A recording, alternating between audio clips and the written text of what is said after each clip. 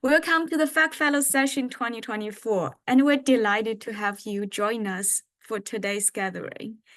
And this session is part of our ongoing commitment to foster a dynamic and inclusive environment for early to mid-career researchers within the FEC community and beyond. And our fellow session serves as a vital platform for our fellows to engage in strategic career development, to receive professional guidance, and also participate in vibrant networking opportunities. Thank you for being here, and let's make the most of this session. And today we're excited to welcome Dr. Carmen Elrick-Barr to our session, and she is a Senior Research Fellow at the University of the Sunshine Coast, Australia. And her research specializes in the human dimensions of coastal conservation and management, where she operates at the intersection of social science and policy. She has conducted research focusing on key areas such as vulnerability, adaptive capacity, and transformation, as well as coastal policy. So we look forward to her insights in coastal governance today. And welcome, Carmen. And the floor is yours. Thank you very much. I'll start by sharing my screen, I think. Let's see how we go. Okay, can everyone see that? Okay. Yep, I'll assume that's a yes. Thanks. So let's just jump straight in. Thanks for the lovely introduction. So as you've heard, my name's Carmen. I'm a Senior Research Fellow at the University of the Sunshine Coast, based in Queensland in Australia, so kind of near the, I think it's meant to be a whale shark over here. Although I'm actually physically based in Perth in Western Australia. So I work for the University of Sunshine Coast, but actually sit in Western Australia. And today I'm going to talk to you about some recent research, but that's going to be couched within my work that I've been doing on coastal climate change adaptation, from sort of drawing on private sector experiences as well as academia. So lots of my work has looked at issues of coastal governance, from mainstreaming climate change into small grant funding programs to mainstreaming international policy, training government staff at local and national scales to complete climate change risk assessments and develop adaptation plans. And then sort of my PhD research was a bit of a shift away from national government scale focus on climate change adaptation in coastal areas to the local scale, exploring the capacity of households to be able to respond to climate risks in coastal communities. And that was based predominantly in Australia, whereas the other work was based internationally, largely in the Pacific as well. So since this time, my work's kind of shifted across scales with an overall focus on ensuring decisions that are made on the coast provide for ecological and social wellbeing, or more broadly, thinking about coastal sustainability. So when I was thinking about giving this talk today and what I might talk about, I decided that it might be fun to try and pull together the different strands of work that I've been doing, particularly most recently, and see how that perhaps resonates or contrasts with the context and the interesting questions that are being raised by others that are working in this space, so by you. And my aim is to try and pull together a coherent story that builds on these strands, which will hopefully provide a useful basis for opening broader discussion at the end. So on the theme, or on the basis of allowing time for discussion, I'm going to try and keep my talk quite short, about 30 minutes. It's not really short, but shorter than the allocated 45, so that we've got plenty of time for discussion. So as I said, my work has focused around coastal sustainability, and while much of the work has sought to address problems, so for example, poor management of climate risks, barriers to civil society participating in adaptation, ineffective or maladaptive policy, the list goes on. I was thinking that on reflection, there are a few times that I've really sat back and thought about, well, what is coastal sustainability? And while we all know the narrative around, sustainability being the triple bottom line between social, economic, and environmental prosperity, what does it tangibly look like? And importantly, can we see examples of sustainable coasts? So is this coastal sustainability? Is it this? Does it look more like this? Or is it something like this? We all know what it isn't. So it's not this, and it's not this, and it's not this. And I was wondering if our focus on problems reduces our ability to think about the future that we're seeking to construct through our interventions, whether that be working with community, NGOs, government authorities, all who are seeking to deliver some version of a better coastal future. But what does better look like? For me, better has at its core a focus on care. So care for others, whether that be people or environment. But that obviously still remains pretty intangible. So how often do we as researchers or coastal practitioners sit and truly envision what this sought after or altered future looks like?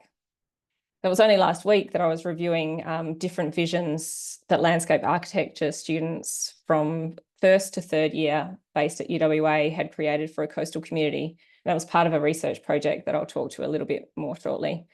But what struck me was that each vision was so very different, yet they all had the same materials from which to work from in terms of information regarding what the community valued, what the projected climate risks were, and alternate sort of sustainable adaptation options. So while dealing with barriers to change is one thing, determining what change is sought is another. So this is a question that I'd like us to think about as I share some of the findings from the projects that I've been involved in. And just for some context and also to adequately acknowledge all of the people that have been involved in the work that I'll be drawing on, I'll quickly provide a short background to each before we jump in. And I should say that if anyone's got any questions along the way, please feel free to shout out. I'm happy for it to be an open chat as opposed to me just talking consistently for 30 minutes.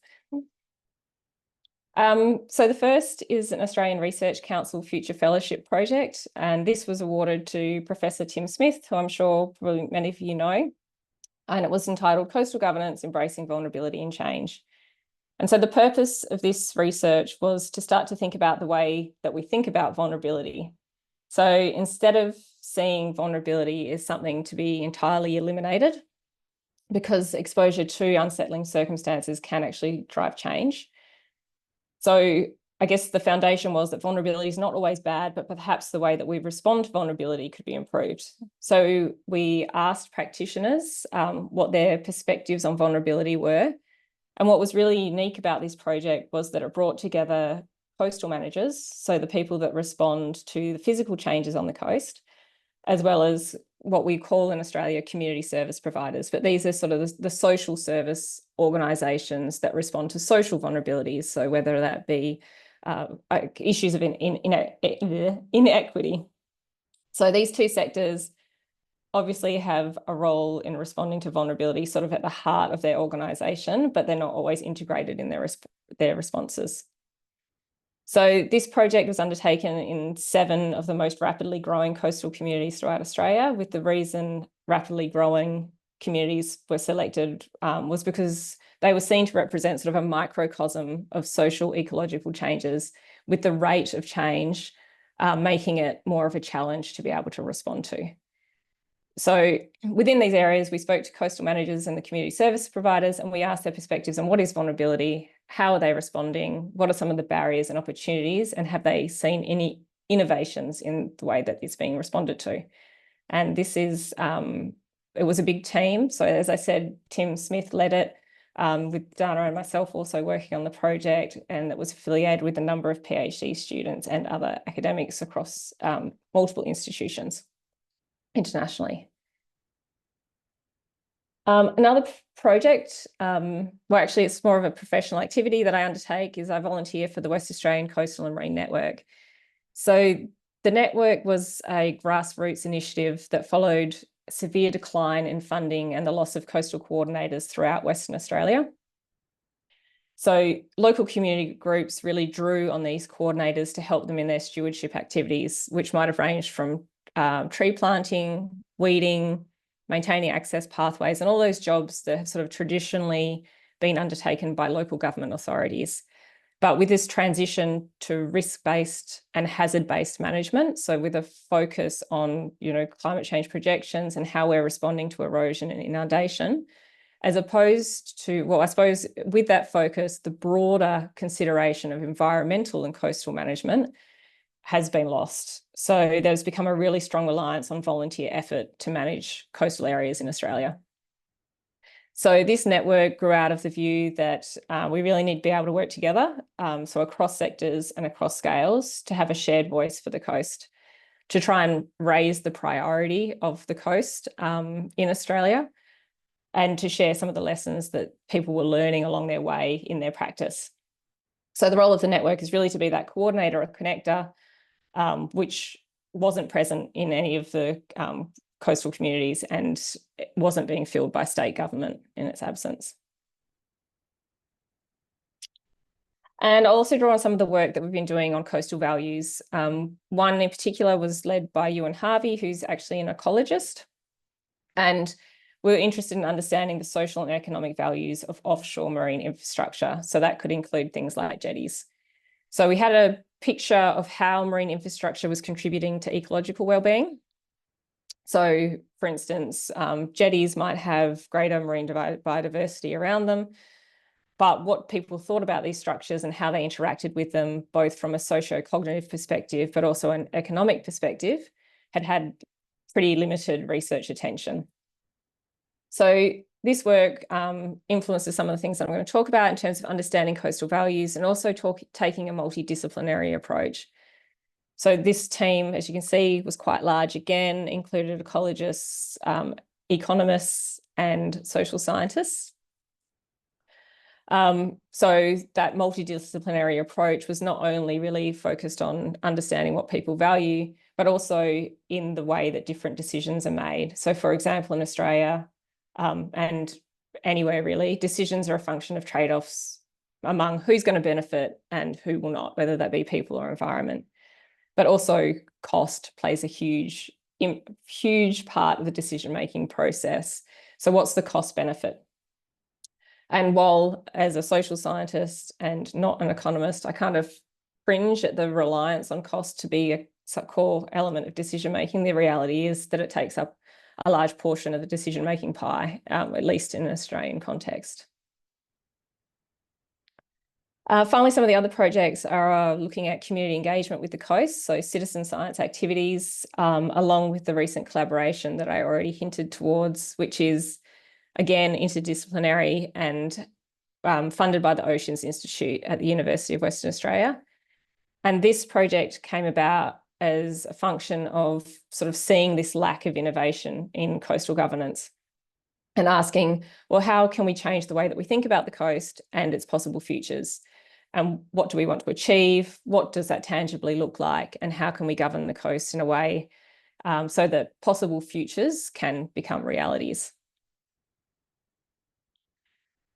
And then finally, my most recent work that I'm currently focused on at the moment is a project that's an affiliate project with Future Earth Coasts, and it's called Building Community Resilience to Coastal Climate Hazards. So this work again came from a concern, I guess, with the ongoing narrative of building community resilience, which has sort of focused on trying to identify those that are vulnerable through indices and metrics. And that's sort of been undertaken in part as a way so that we can best deliver limited resources that we were talking about earlier. So with money playing a key role in decision-making, who needs support and how? But I was concerned that the singular approach to understanding adaptive capacity, where we've predominantly looked at households or individuals in isolation, was delivering sort of an obscured picture of what enables or constrains community response. So this project focuses on the neighbourhood scale and understanding perceptions of resilience and how inter-community relations build resilience. So I'm going to share the findings of some of this work. You'll notice throughout that there's little links to find more info, which will link to papers that have a bit more detail than what I'm going to be able to talk to today. So if you're interested, just Google or follow along, or I'm also happy for the slides to be made available after the presentation. So hopefully this will all come together in some sort of coherent narrative, which will have resonance with the work that you're all involved in and open discussion on opportunities and next steps for coastal governance. So a good place to start is probably by asking, well, what is coastal governance? And this was a question that we asked the vulnerability practitioners that I was talking about earlier, so the coastal managers and the community service providers, and they came up with the following. So they talked about coastal governance as a process that delivered particular outcomes and was underpinned by a set of values. So those values, for instance, as you can see, was it should be equitable, it should be inclusive, it should be community-centric, that it should be a collaborative, planned, well-led process, and that it should lead to outcomes that deliver an empowered community, reduced risk, and improved well-being. And you can probably tell that lots of these themes that were raised by the participants that we were speaking to align very closely with the good practice standards of what is sought or advocated for in integrated coastal zone management. But whether these goals are being achieved is another question, and that was something that we also asked the participants.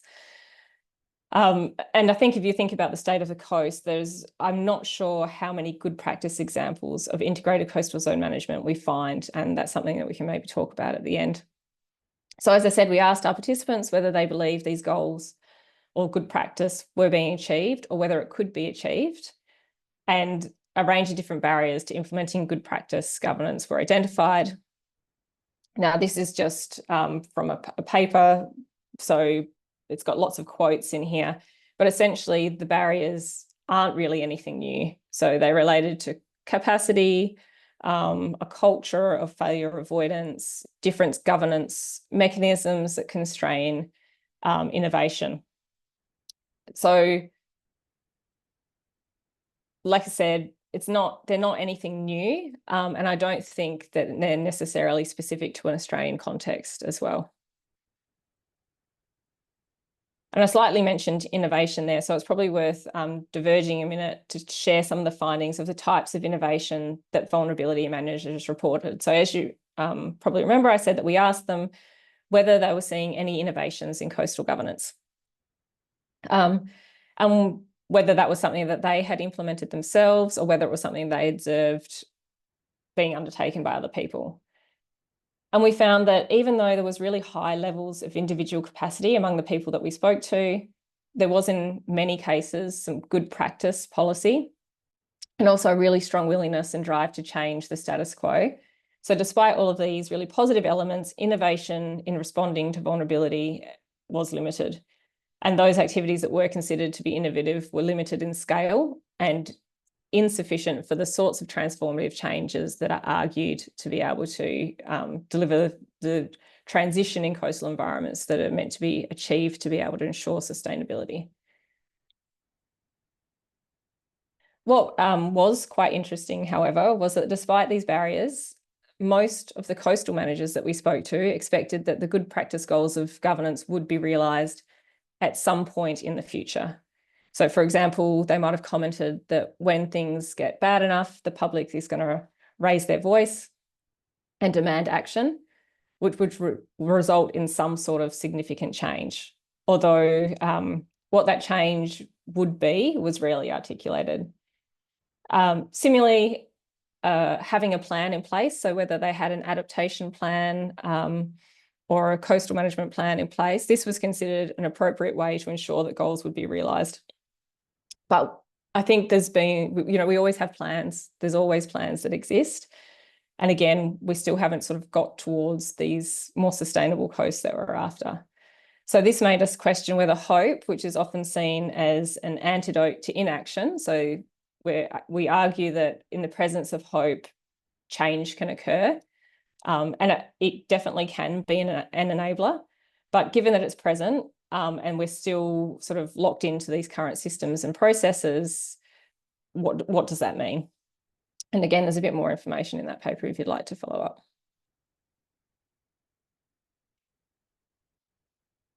So all of this isn't to say that no innovation is occurring where vulnerability exists in coastal communities, but what we found was that innovation was driven more so by non-government sectors or within non-government sectors, so within the community service sector, which is largely NGO driven in Australia, and in some cases inadvertently.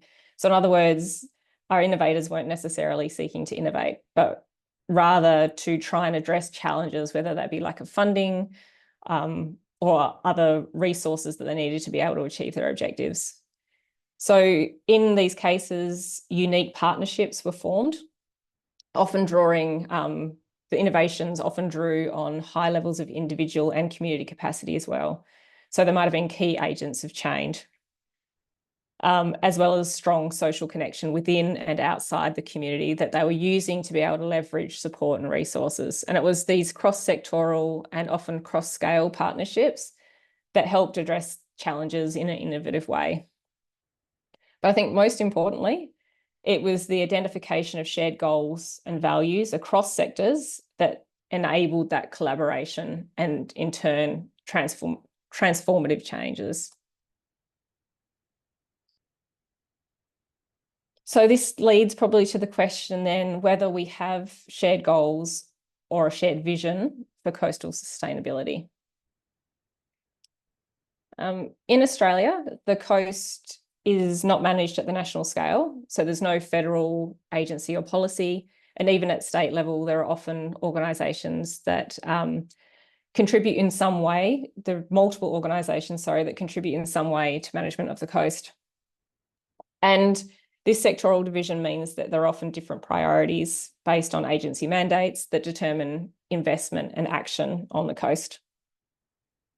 There are a few policies that specifically focus on the coast and its management, but they're limited. And so this is sort of talked about in a paper, this one here, where we looked at about 90 institutional instruments that could all have some sort of impact on the coast.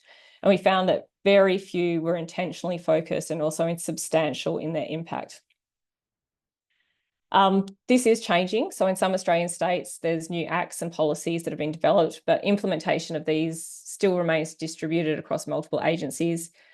And again, each having a bias towards their own area of focus.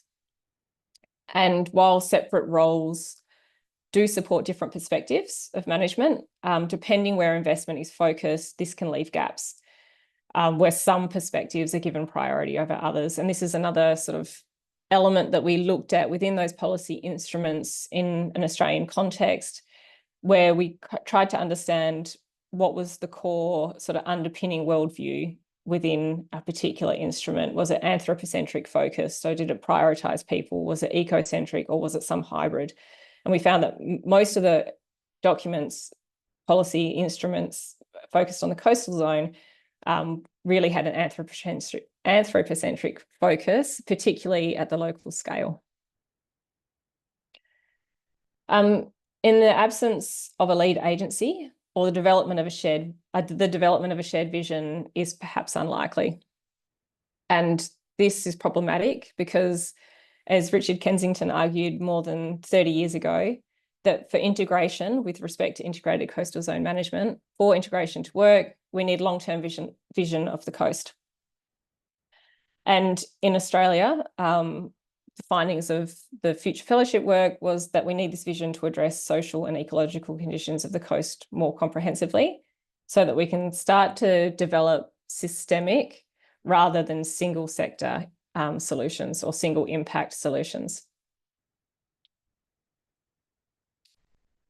So this is the link to the final report, which is extremely condensed version of the work that was undertaken, and you can find it on the link in, well, I don't even know if that link worked, but if you go to the website listed here, you'll be able to find, oh, and I've spelled governance wrong, sorry, there should be an O there.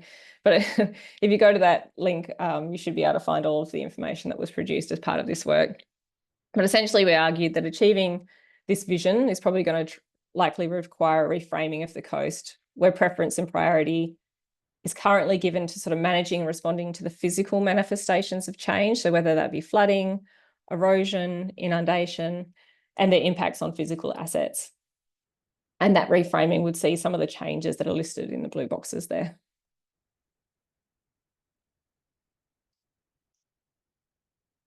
So that perhaps brings us towards a consideration of values and what are we managing for, and what does sustainability actually look like. So it's now increasingly accepted that management should be guided by multiple perspectives and knowledges. In other words, a more normative approach is needed. And we seek to understand these perspectives and knowledges by engaging with diverse ranges of stakeholders. So from civil society to different coastal user groups. But the ways that we engage will have implications for the types of knowledges and the values that we gather. So coasts are complex and they're contested spaces. And post-normal science, which promotes a really deliberative approach of deep engagement and discussions and co-development, etc., is really critical to understanding values and working towards these common goals and objectives. But to deliberatively engage well is challenging, it's time-consuming and it's costly. And so we find that there remain these tensions between adopting good practice normative approaches that have that deliberative engagement versus descriptive approaches that might try to maximise inclusion of voices using other methods such as, household surveys. And each of these different approaches has different, are viewed differently in terms of the level of democracy, equity, and the durability of the decisions that are based on those different modes of engagement deliver, with each having pros and cons. So in other words, even if we were to reach everyone, which we could say is potentially necessary when we're thinking about decisions relating to the coast, because in many instances, oceans and coasts are public assets. So the government holds judicial responsibility, which means then the public trust doctrine applies, which infers a right for communities and stakeholders to ensure that any management policy achieves sustainable and equitable management. So ideally, we should be engaging widely, but the ability to be able to do that in a meaningful way is really quite challenging. So we're seeing a range of new approaches and tools being adopted. And for instance, we're trying to different approaches to try and work with community and at scale. So one initiative that's been adopted, which was a pilot and isn't actually continuing at the moment because it was just a pilot project, was using citizen science approaches to extend beyond collecting biophysical data to collect social data. And you can learn more about that one in this CoastNet paper, if that's something of interest. There's also a range of scenario planning tools that are used with stakeholders and combinations of both. So using both those deliberative deep engagement and the descriptive tools to try and capture a good understanding of what priorities exist. And there's an example of that in this other report here too. Okay, but do these approaches help us to adequately engage with decision makers and the public on the need for radical change? So while we might start to gather an understanding of what they value today, if we're accepting that change is inevitable, would it be more fitting to explore what they might value tomorrow? So this was a question that we asked in an attempt to break through sort of the business as usual responses to coastal management in Australia, where one of four options is standard practice. We either avoid, we retreat, we protect, or we accommodate. In lots of cases, retreat is seen as being too hard and too costly, although in some very, very vulnerable areas, retreat is being implemented. Accommodate rarely sort of gets a look and protection ultimately dominates. So we believe that in the absence of understanding what possible alternative futures were available, that people will continue to seek to maintain the status quo because no one likes change. Everyone loves what they have today. So therefore, a movement away from protection in the absence of considering other strategies, noting that nature-based protection, I should say, is still protection or control. And you can see some more discussion on that in this paper by Dana. that nothing was going to change. So this paper by Match and Siders, which talks about combinations of options as opposed to focusing on retreat as a hard and fast rule, is also an interesting piece of work that starts to unpack, the different ranges or the different possible futures.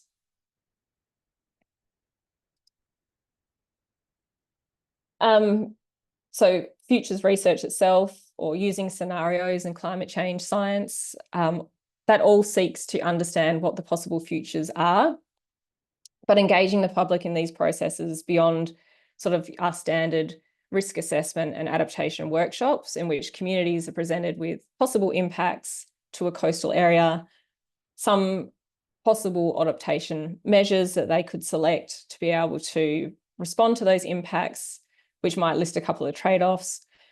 Work with communities to co-design alternative futures is limited, but I think it's actually growing. But I'd be interested to hear other people's thoughts on this as well. And this is something that we're doing in a pilot project. So in trying to get people to think more abstractly, we've used art-based engagement, where community members come to a workshop, they receive training, guidance, advice from a trained artist, and then they develop a piece of art, or they take a photo that captures what's valuable to them about their coast. So we've had 3 different workshops and 3 different art-based methods. So one photography, one collage, and one more material. I can't even remember the name of it now. So they create this piece of art. They tell us the narrative. So they tell us what they've created and why. And from this, we can understand 2 things, both the impact that approach to engagement as an alternative to sort of the standard community engagement workshops is having, and also their key values and anticipated sort of ideal future for a coastal region. So this information through the arts-based process is then shared with landscape architects. And this is an image here of some of the UWA landscape architect students. And those students also receive information on coastal processes, adaptation strategies, projected climate hazards, and then they construct these visions for the communities, that are then shared back with the community and with decision makers to get their perspectives on which visions really resonate with them and why. So this is just a picture of some of the work that's come out, which was really, really actually quite interesting. So like as I said at the start, the types of visions that or landscape architecture plans that the students came up with were really quite varied, but all amazingly good quality. And I think it's that variation that really helps with this process, because there shouldn't just be one preferred future, but it's about opening up the opportunities that exist. But there still just remains sort of one piece of the pie. So moving from normative visions towards implementation of those visions is challenging, as we again sort of recall all of the barriers to implementing transformative change that we talked about earlier. So these extend beyond the still important questions regarding who participates in sharing their values or vision, and in the prioritisation of the outcomes of those visions. So some of the additional questions include, how can the outputs of these project-based, future-orientated activities be incorporated within day-to-day decision-making, as well as long-term decision-making on the coast? So these types of projects aren't new. There's been lots of visioning exercises across a range of fields, maybe not necessarily in coastal areas, but it's not a new practice. But they often fall in what might be considered pilot or research projects, which, despite their measurable success when they're being implemented, rarely become embedded in that sort of consistent day-to-day decision-making.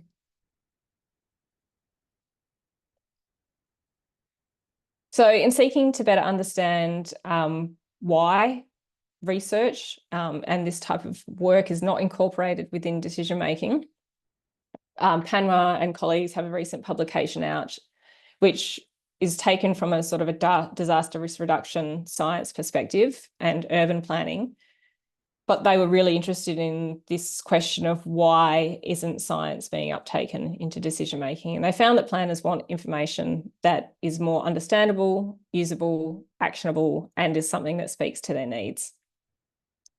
But what these needs are and what constitutes understandable, usable, and actionable isn't necessarily clear, and it's obviously likely to vary quite dramatically based on the decision maker and the context.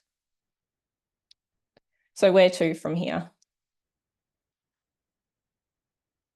Systemic problems or the barriers to integrated coastal zone management develop over really long timeframes, and that's represented in this image here that Dana created. So it would likely be unrealistic to assume that solutions would develop overnight. But in our experience, or from the experience of these projects and this work, we found that individuals and organisations, they transcend or sort of break through these barriers through networks and a focus on building community. So through, for example, activities that connect to deliver innovative actions that reduce inequity, support human dignity, and contribute to environmental sustainability. And essentially, that action occurs when there's a shared vision, shared goals and objectives, and an underpinning focus on care. So I think outstanding questions are, so how do we develop these shared visions? How can we instill that ethic of care? That's something that we've really been thinking about from sort of the coastal network perspective. And are there places where coastal governance or integrated coastal zone management is, as one form of coastal governance, is working really well? And I'll leave it there. Thanks.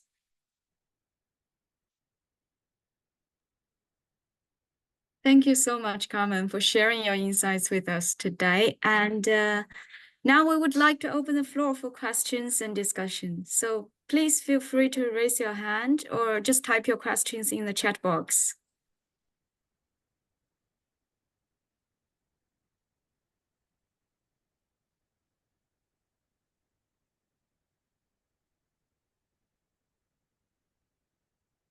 I guess everyone is still thinking and how wonderful this presentation is. So I would actually take this opportunity because when I was listening to your presentation, there were a lot of FEC initiatives that are quite aligned with your project that really popped up in my mind. So as you may know that we launched the Tour de Coast initiative together with the University of South Carolina at the beginning of this year. And we conducted a series of interactions to identify key gaps and solutions in coastal sustainability. And we designed a questionnaire based on previous research to gather diverse and global perspectives. And now the survey is closed and we are working on analyzing the final results. And a few weeks ago, we launched a special issue of Tour de Coasts in the Journal of Anthropocene Coasts. So now we're actually calling on all the stakeholders, researchers, practitioners, and the coastal communities from all over the world to join us. So I think your project really falls in the scope of this. And now I'm sharing these links with everyone. And yeah, please, you can click it and take a look. And for Carmen, I as I mentioned, this initiative led by Future Earth Coast. So I also wanted to ask you, in your view, in what ways can Future Earth Coast as a global research network could do and could to share best practices or share these successful case studies for different regions that would really effectively implemented these integrated coastal management strategies? Yeah, I think that would be, yeah, I think that would be fantastic. I think that's one of the things that I keep coming back to, that, you know, things aren't working fantastically at the moment, and there's a range of different reasons. So often people might say that we need a policy, we need a coastal policy or a state policy or something, but the way that that becomes enacted requires, you know, a large number of other changes to sit around it too. And I was just thinking the other day actually about examples of where we do see good practice integrated coastal zone management. And if we could have a way of sharing that information and what made it effective, I think it would be extremely useful for many people that are sort of struggling or, you know, working on these issues. So I don't know what that looks like. I don't know if it's a, you know, you often see these interactive maps where people place, you know, they could practice adaptation, or, you know, or whether it's even just discussions like these and having the opportunity for people to share and say, you know, this is what's working in my space and this is not what's not working in my space. And just through that discussion, I think, you know, is helpful too. Do you think it's promising that this kind of discussion in gathering global case studies, and then eventually there could be some guidance or tutorials that could be developed based on this kind of discussions? It could be very simple, just a few pages to guide various global coastal communities to work on. Is it promising? Definitely. I think so. Yeah, I definitely think so. I mean, we had a forum just last Friday for the WA Coastal and Marine Network, and one of the things that people continue to ask for is, you know, that those little, I don't know if you call them cheat sheets, you know, but those little guides on key issues or topics of interest to them, and I think that, you know, we all want to learn. So That's great. Yeah. Are there any other questions? Because I see today we actually have quite some FEC academicians that join us, and also some experts from the FEC Executive Committee, and also fellows. So any questions or thoughts you would like to share?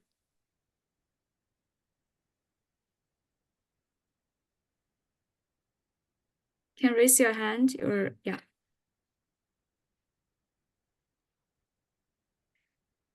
Viola, I see your question in the chat box. Yeah, yes. yeah. Please.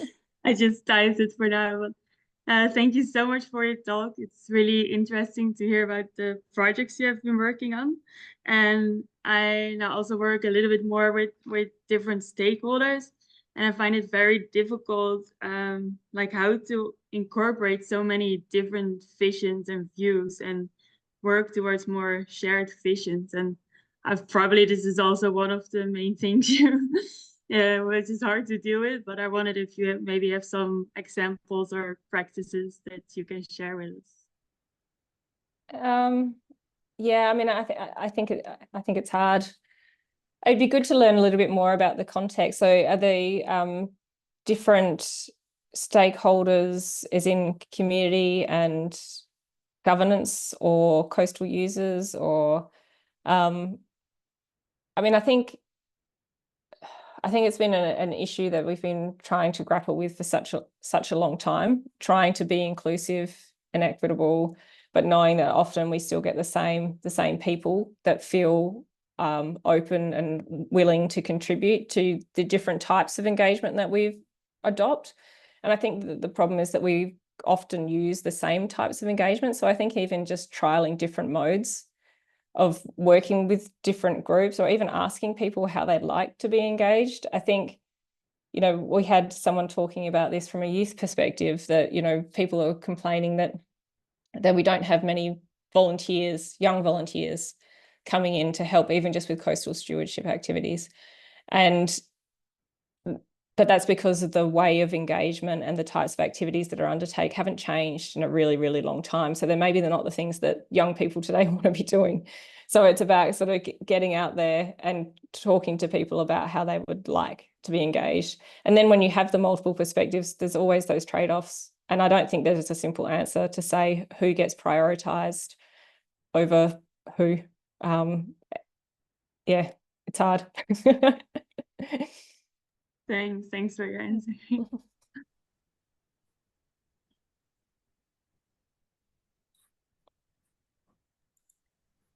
Any other questions? Yes, please, Don. Perhaps I can speak up for a minute. It's very late at night, so I'm not sure how coherent I am. But thanks very much for this. It was really interesting to see what you've been doing in Australia. I think you've touched on many insights and many of the challenges. And as a resident of a coastal community, a small coastal community, recently I've been spending more time in out of the city, in this small community, become very aware of the critical mass issue.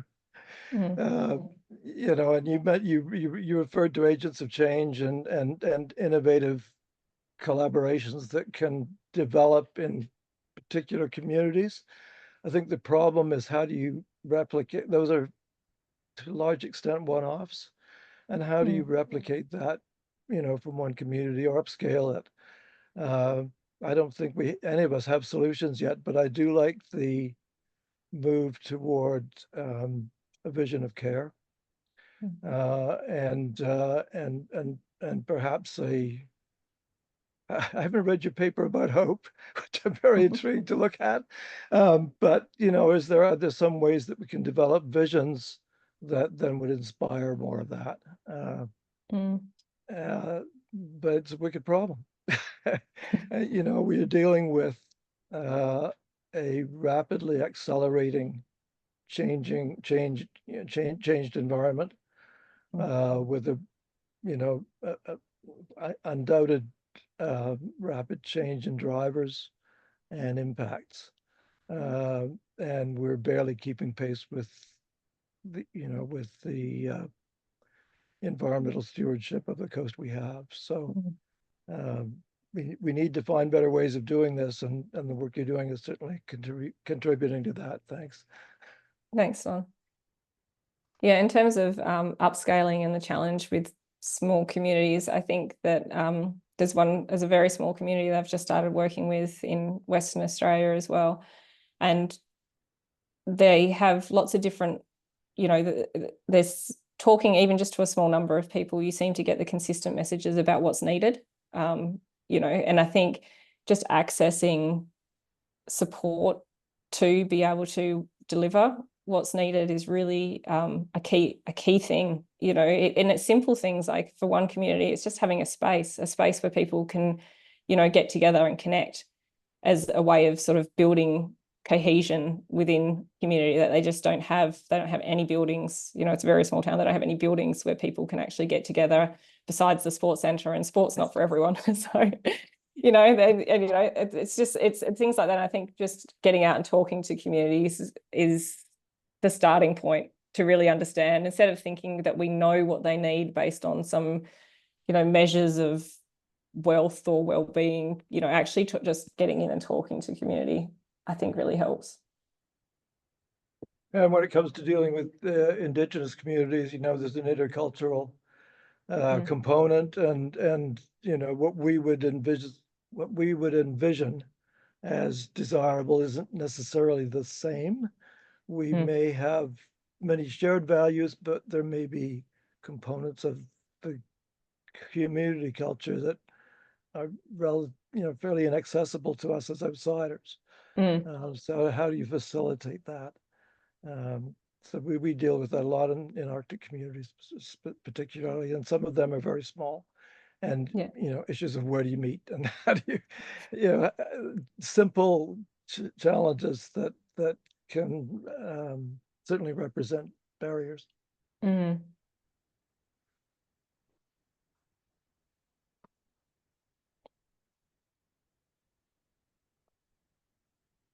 Anyway, thanks, and it's nice to connect with you across the world. Yeah, thanks for being here late at night, Don. Appreciate it.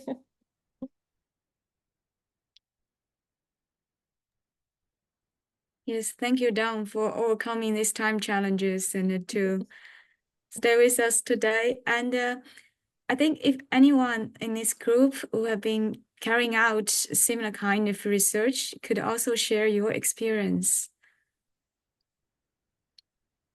Are there any further questions?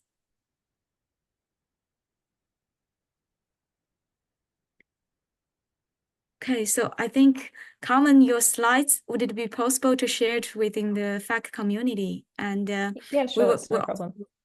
Thank you. And we also recorded today's session. And I think your email also has been included in the slides, right? So Yes. Yep. oh, yeah, that's great. So if anyone has any questions and want to have any further discussions, just feel free to reach out to Carmen.